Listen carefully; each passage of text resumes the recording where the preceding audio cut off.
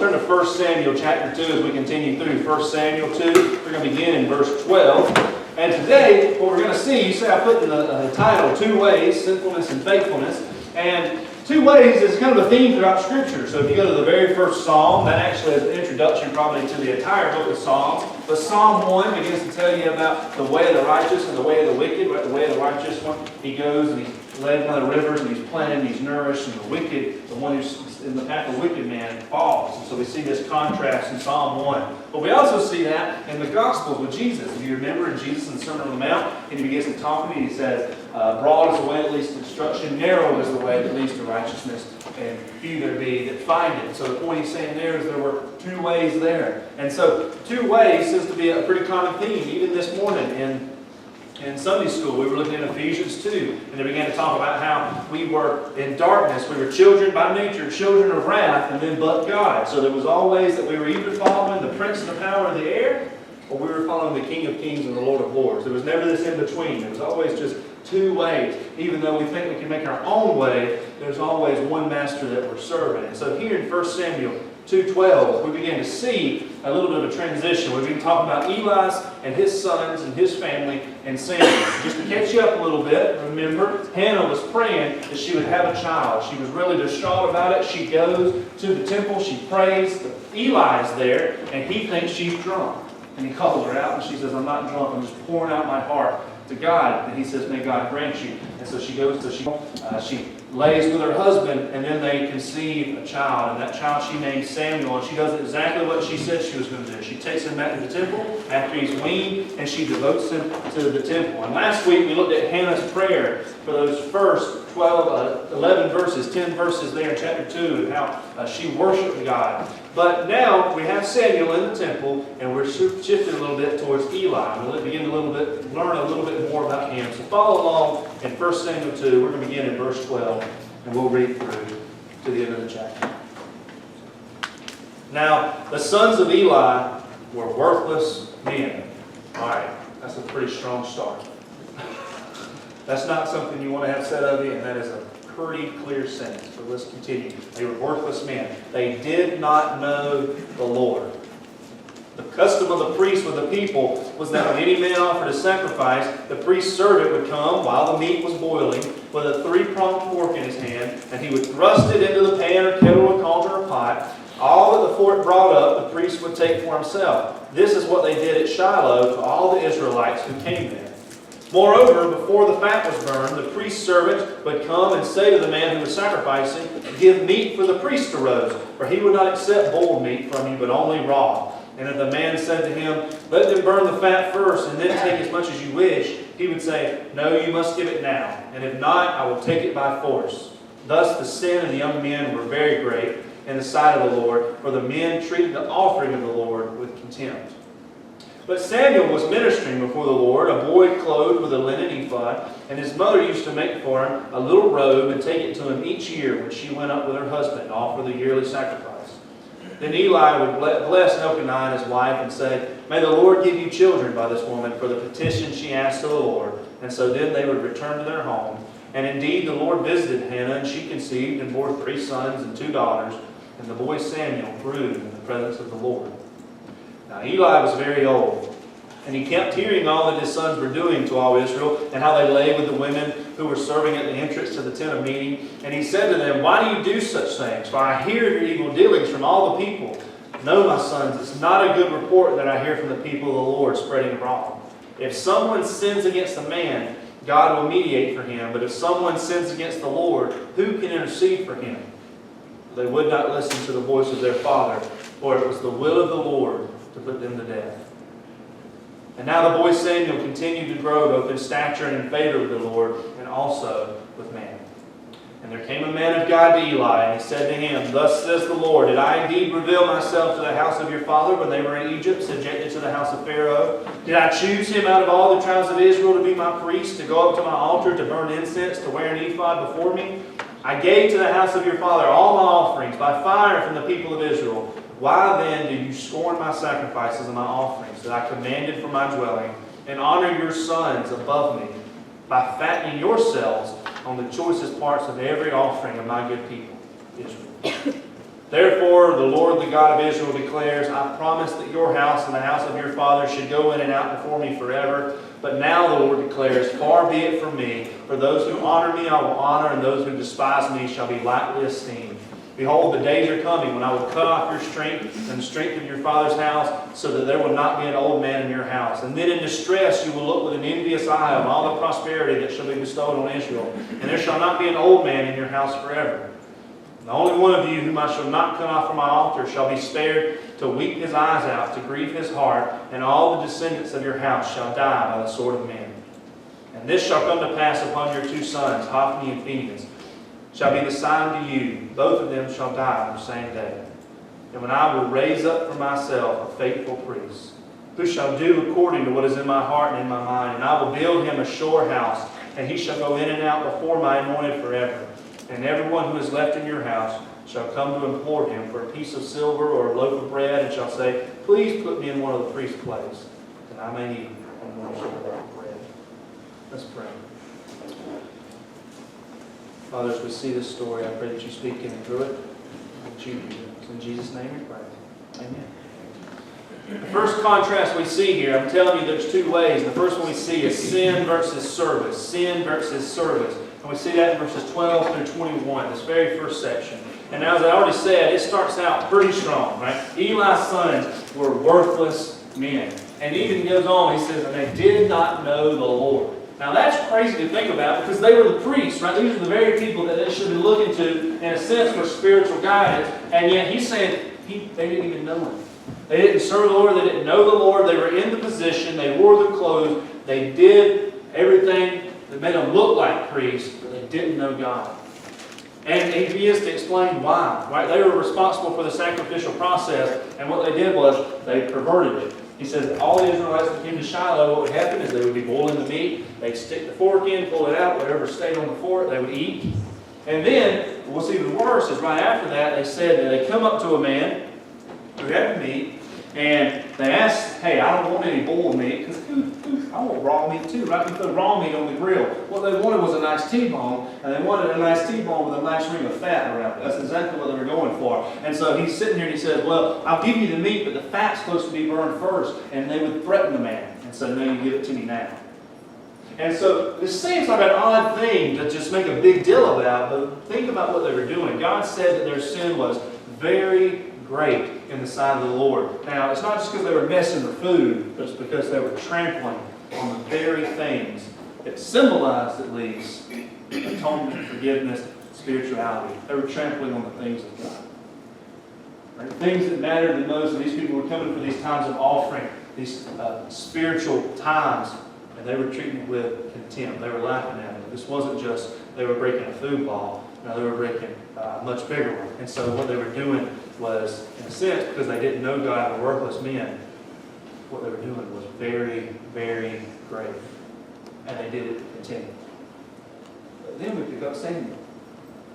And it says Samuel was ministering before the Lord. Now this is one of those cases, which it works here in the English as well, but this is one of those cases where the original language makes it even a little bit more clear that the word for ministering there isn't that he was just doing it this one time, and that's kind of what ing means in English, right? He was ministering, it was something he was continually doing, but that's what the Hebrew says too, that this was something that Samuel continually did, that his life was defined by the fact that he was ministering, that he was serving before the Lord. While the Eli's sons were worthless men, and they were worthless men sinning and bringing contempt upon the Lord, Samuel here was serving God. He was serving Him consistently. And I love the story. His mother, he was wearing the linen ephod, so he was wearing the priestly clothes. Many believe that Samuel may have been from a priestly line. And so he's there, he's performing these tasks, and his mother used to make him a little robe and take it to him each year. I love that part. His mother was still caring for him. She had led him to the Lord forever. She gave him to the temple just like she had promised, but that was still her baby boy. So every year when she went up there, she'd bring him some new clothes. Here's your robe. I was thinking, boy, I know things were a little different, but if this was my mama, she'd probably be outside in a tent somewhere right next to the temple. Right? So here's the tent for her, here's the tent for the law of the Lord, and my mom would be there constantly. And so, but here, Hannah's constantly caring for her son. And every time she went up. And then it tells us a little bit about it, right? That because she was living this life of glorifying God, that Elkanah and her actually had more than just Samuel. She was barren, Samuel was a blessing, and then she goes on to have 3 sons and 2 more daughters.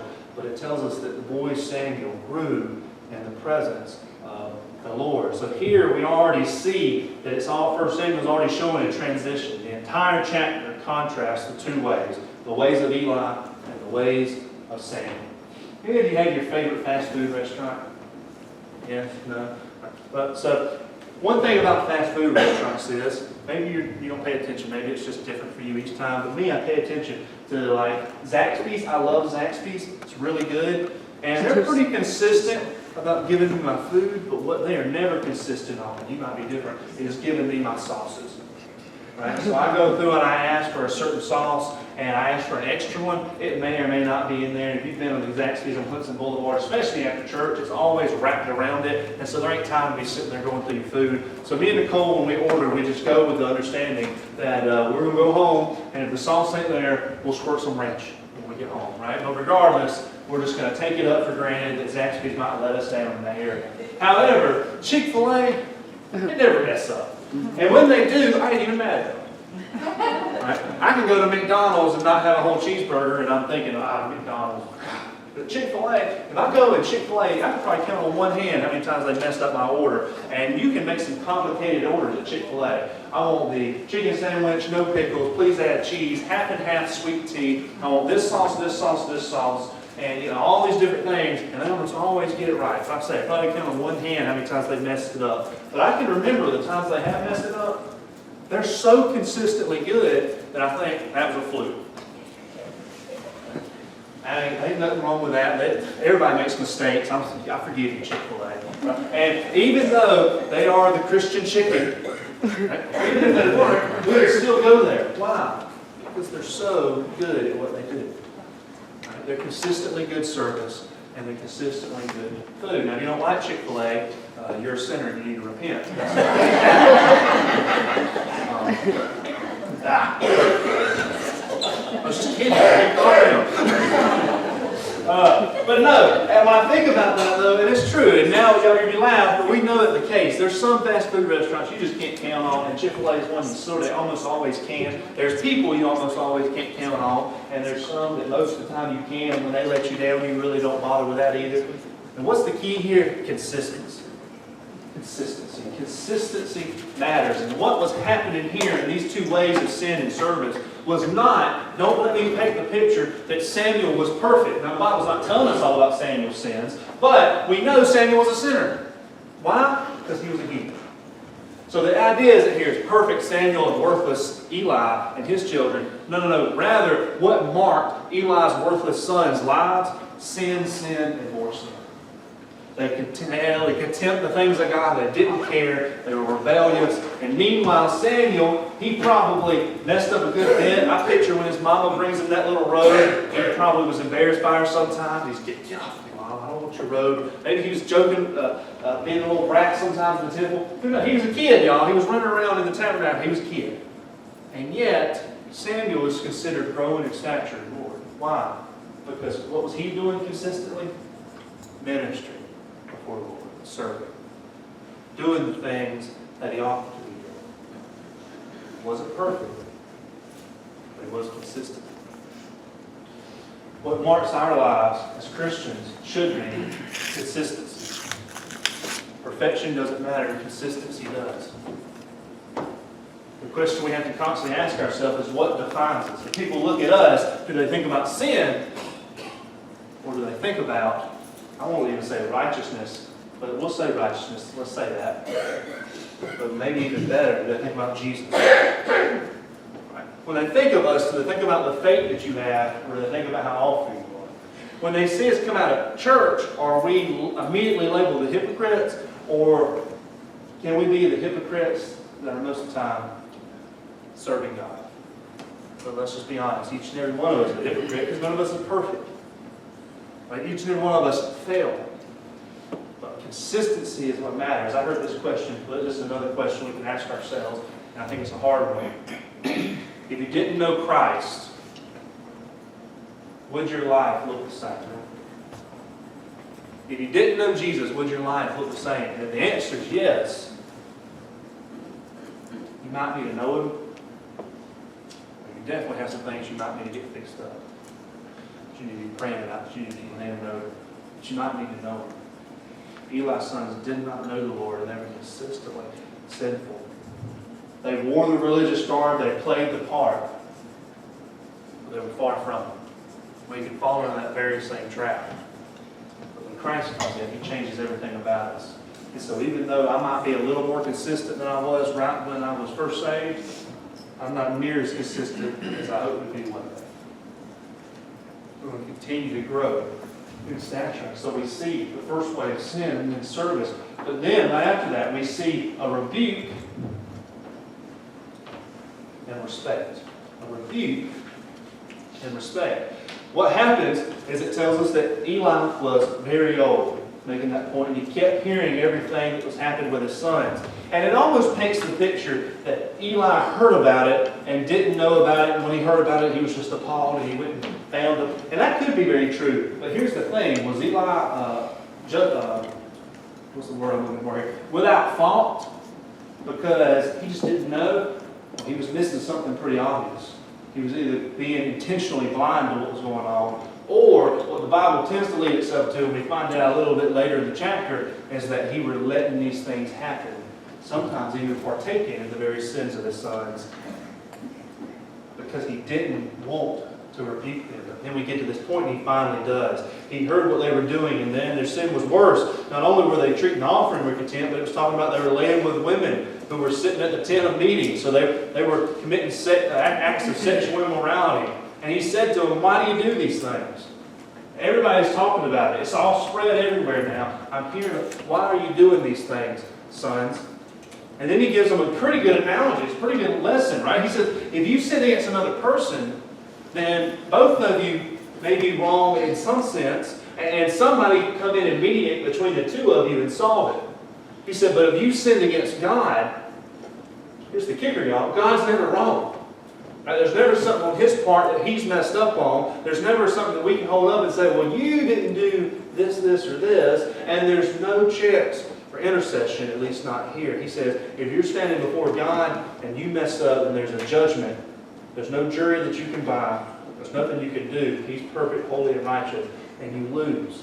And he's telling his sons, why would you do this? Why would you do this against God? Now, I'm getting ahead of myself, but allow me to, because we can't, as I told you, read through 1st and 2nd Samuel or the whole Old Testament for that fact and ignore Jesus. The reality is that here it's already painting the picture. Who can intercede for us before God? And thanks be to the Lord that Jesus Christ can. Because if I stand in judgment in him, I don't have anything to hold up for myself as much as I would like to. And so we can ask the very same question. Who can do it on our behalf? Who can represent us? And Jesus Christ came down. God sent his one and only Son to take on flesh, and he said he will. He'll intercede for you, and he's going to be the one that makes you able to stand. And so we see that. But regardless, we have this story. Eli's sons don't listen to him. Now, that sounds familiar, right? I haven't had that yet with Jamie. Actually, I have. I can say no, no, no, and she still tries to go out the donkey. Thank you. And so I let her fall on her face, and she learned her lesson. I'm just kidding. And so we know what that means. They didn't listen. But that next verse sounds really, really harsh, doesn't it? It says, they did not listen, for it was the will of the Lord to put them to death. Now that sounds hard, but I don't think it necessarily has to be. What's that mean? What's that talking about? Well, some could argue, but I'm inclined to believe that what that's painting the picture of is that this is something that had been going on for a while. And Eli knew about it, and Eli didn't want to say anything. And when he finally got on to him, it was too late. God's judgment was already set. There wasn't a point now where they were going to be able to back away from it. I had a preacher put it one time growing up, and I liked it. He said they had sinned away their day of grace, is the way he put it. They finally hardened their heart to the point where they weren't going to listen to it. And so now, judgment was at hand. They heard the rebuke, but they didn't heed it. And not only were they at fault, we tend to see Eli was at fault. Why? For withholding. And meanwhile, what's going on with Samuel? He was gaining in stature and respect with all people.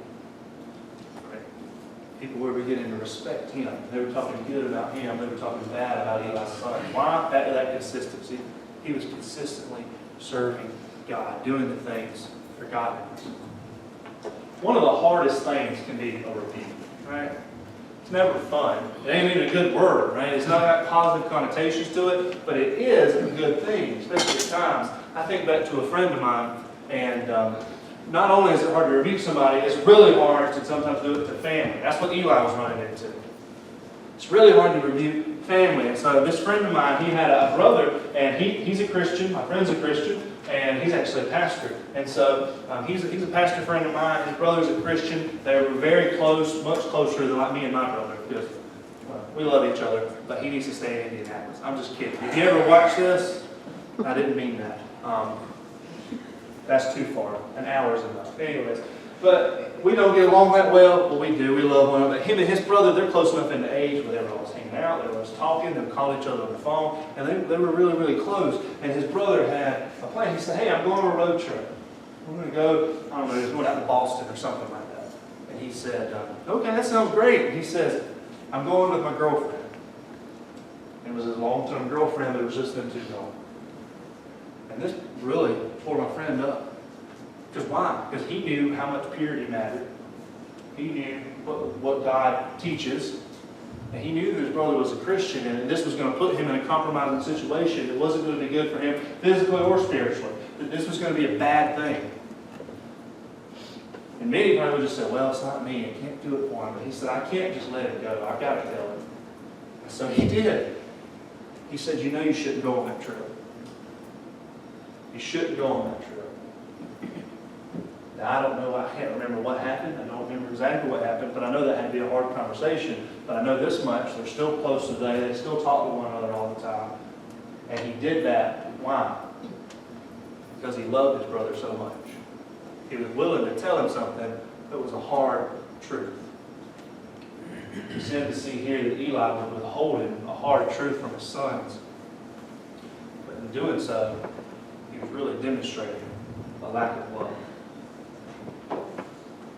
A rebuke can be a hard thing, especially if you've ever received one. You ever had somebody call you out before? Not publicly and in order to embarrass you, but I'm talking privately. Pulled you aside, said something to you and said, hey, you ought not be doing that. You probably shouldn't. And at the time, you could probably get defensive about it, huh? Yeah. Might even get a little mad. But the reality is we know we get this sick feeling in our stomach, and the sickness is because we know that their words are true. We just don't want to hear it. But man, it could be some of the most painful things, but also the most beneficial things. Sin always brings pain, and a rebuke of sin will make you confront that disease head on. He tells you can't sweep it under the rug anymore. We're going to pull it out and say, here it is. Stop hiding from it. You going to stop it or not? And that's what a rebuke does. And the rebuke comes and it is uncomfortable, but man, it's so great. And here's the thing, as believers, we got to be willing to rebuke one another. The Bible talks about that all the time. Right? To rebuke one another, to hold one another accountable. But too often, I think churches have been filled with people that are sometimes superficial. And here's what they say. Well, I'm not going to worry about anyone else. That's their business. But then sometimes we say that as a cop-out because we don't want to get in the messy business of actually hearing from somebody to the point of watching out. We'd rather say that we love them too much to get in their business when really what we're demonstrating is a lack of love. We are called to hold one another accountable. And sometimes we have to deliver this tough truth. But here's the key. I've said this already, but I'm saying it again. I'll repeat it 3 times. We get this one. Withholding a rebuke is not love. It's the lack of love. If you are more than comfortable letting a brother or sister live in sin because you just don't want to make them feel bad, then you don't love them as much as you think. And that's one of the hard things we see in Scripture. But that's one of the reasons the gospel is offensive in the first place. Do you think when Jesus was talking to the Pharisees and John the Baptist, but I'll talk about Jesus here, talking to the Pharisees, and he calls them a brood of vipers, and that they were dead men walking, right? That they were like carcasses being sprayed with perfume. He's saying these awful things about boy, Jesus really just didn't like the Pharisees. Well, we know God's character through the Scriptures, and we know actually the opposite's true. He loved the Pharisees. Why? Because He loved all. He loved them. And so why would He say such hard things to them? Because He loved them. Because He had to get them to the point of realizing that they needed Him. The two ways of rebuke and respect. And then we see an ending. And we see judgment and justification. The contrast comes to this culmination, and a man of God, this prophet, comes to Eli, and he asks him some questions. And the questions are pretty straightforward, and they sound positive to begin with. He tells me, he says, Eli, wasn't it God that brought you out of the land of Egypt, talking about his ancestors? He said, wasn't it God that put you in the position in the priesthood that y'all are in, that told you that you would serve before God? And he says, yes, yes, yes. And the point is, Eli had this awesome heritage, and he had every reason to honor God. But then the charge comes. Eli had scorned the sacrifices. In fact, it says that he had even partook in the very same things of his very sins of his sons. And so the prophet does confirm. He says, God did promise that your family would minister in and out of His, before His anointed forever. He says, but then God says, I'll have favor on those who show favor to me, and those who don't, I'll hold in low esteem. Now, what's the point there? The point is, they were in this contract.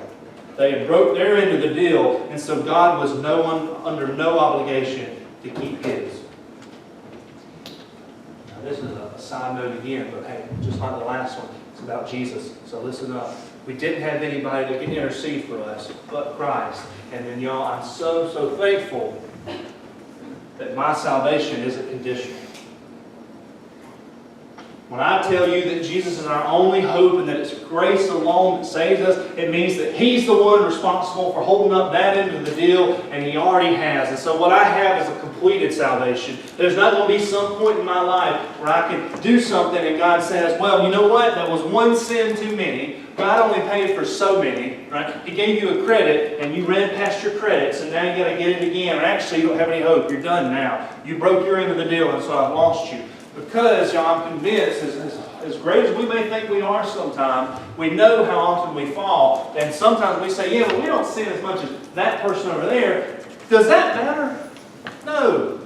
How do we know what God's measurement is not our measurement? And so one sin's one sin too many. And so who's to say that when that was the case, every one of us would reach heaven and we still owe.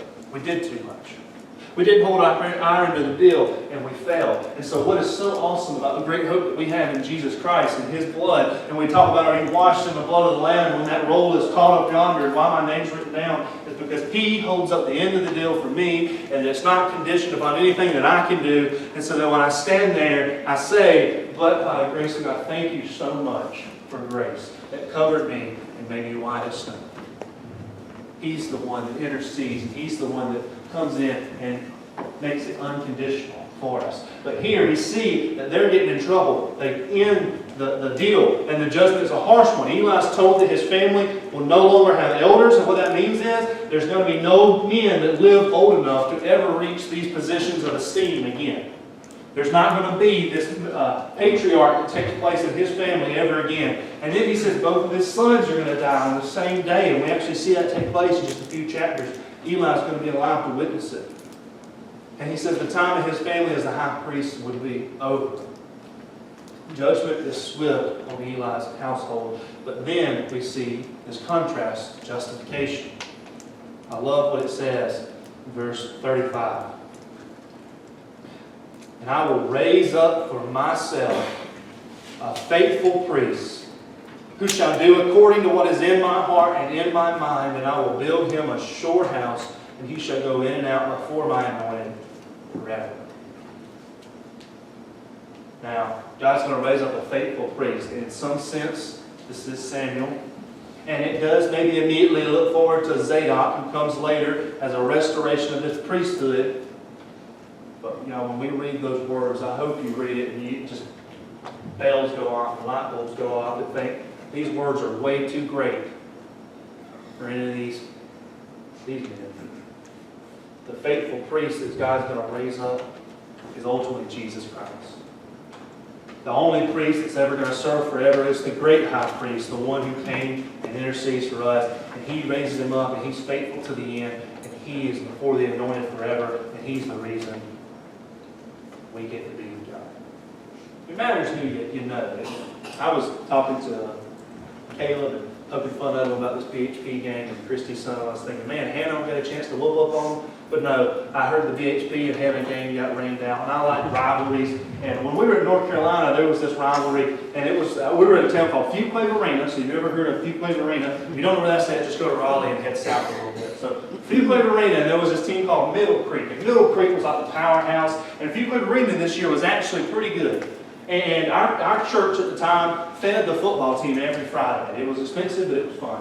And so every Friday the team would come in, we'd have a devotion with all of them, feed them, and then they'd bus off to their games. But because of that, they gave me all kinds of cool perks. Like I would get the season pass and the parking pass and T-shirts and all this. It made every other worker jealous. I never got their sizes. They just got my sizes. But anyways, I would go and I'd have all this stuff, and I loved going to these games. And Fuquay and Middle Creek were playing one another, and it was supposed to be a game for the ages. In fact, they brought in extra bleachers and everything. I think they had, golly, close to 3,000 people there. I mean, it was a big, big thing. So all of them were there for this high school football game, and I had class that day, you might know, and I had to show up late. I knew I was going to get in just to catch the end of it. And man, I could see the scoreboard. It was tied. It was the fourth quarter. There wasn't much time in. And me and Nicole come scrambling up to the gate, and I got my little pass, and I said, let me in. And they said, sorry, we don't let anybody in after the third quarter.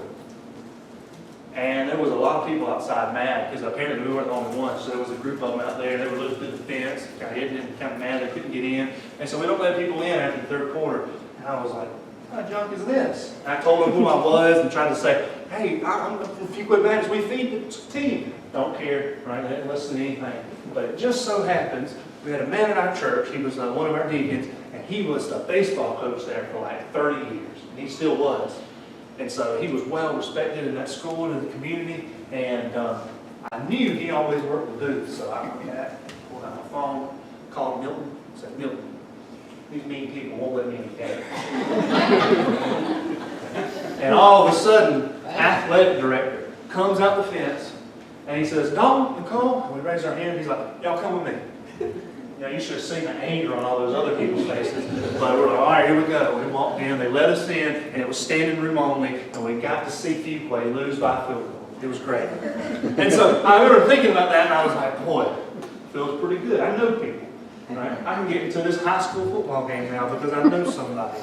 But how much greater is it to know and be known by Jesus Christ? Because I know Him, I can be justified. Because I know Him, I can stand redeemed. Because I know Him, the end isn't a time of fear, but a time of rejoicing. When we read the story, I told you when we started 1 Samuel, we're not looking at characters necessarily just to follow. And Samuel would seem like one that we should emulate. And there's a sense we should. I'm telling you, constantly serve, be those who are worthy of respect. But the fact is, when we read the story, as awful as it is, we shouldn't see ourselves as Samuel, but we should see ourselves in the place of worthless sons. Because at least that's who I am. That's who we are, left to ourselves. When they wear the clothes, when they play the part, but left to ourselves, our works were as filthy rags. There was nothing we done that could have brought us justification. But when we look at these two ways, y'all, the difference becomes clear. The difference between faithfulness and sinfulness is not a lack of sin, but the presence of a Savior. The difference between sinfulness and faithfulness is not the lack of sin, but the presence of a Savior. Our justification is not because we don't deserve judgment. It's because we have a Savior that already took it for us. And that's the best news there is. As a Christian, we have energy and every reason to rejoice. But when we look at these contrasts, we've got to ask ourselves, it still matters what story defines us. Life still has just two ways. One that we lead, and one that Christ leads. And the road you're on will determine